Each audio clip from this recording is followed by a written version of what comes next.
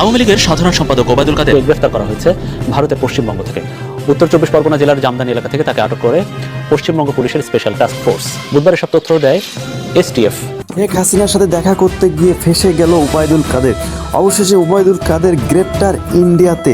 Indian police তাকে গ্রেপ্তার করেছে, এমন কিছু তথ্য জানা গিয়েছে। তো সম্পূর্ণ ভিডিওটি আপনাদের দেখানো হবে।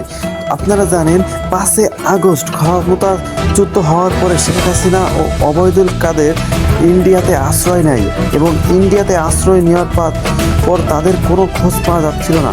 অবশেষে দেখা যাচ্ছে যে তাদের কিছু কিছু ভিডিও ফুটেজ অনলাইনে ভেসে আসছে। আওয়ামী লীগের সাধারণ সম্পাদক ওবায়দুল কাদের গ্রেফতার করা হয়েছে ভারতের পশ্চিমবঙ্গ থেকে। উত্তর 24 পরগনা জেলার জামদানি এলাকা থেকে তাকে আটক করে পশ্চিমবঙ্গ পুলিশের স্পেশাল টাস্ক ফোর্স। বুধবার এসব তথ্য দেয় এসটিএফ।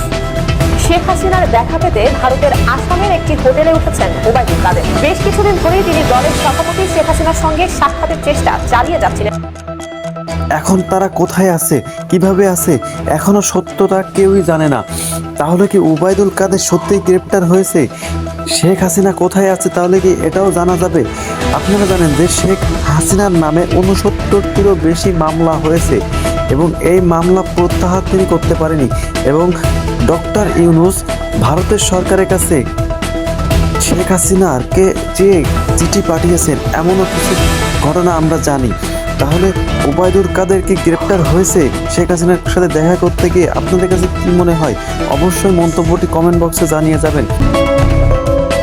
শেখ হাসিনা পালিয়েছে 5 আগস্ট, অথচ 22 আগস্ট তাকে মাননীয় প্রধানমন্ত্রী উল্লেখ করে বিশেষ সম্মাননা পদক দেওয়ার নামে আর্থিক মঞ্জুরি প্রদান করেছেন মৎস্য অধিদপ্তরের মহাপরিচালক জিল্লুর রহমান।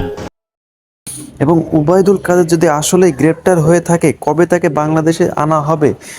পুরো ভিডিওটিতে আপনাদের পরবর্তী ভিডিওটি দেখানো হবে।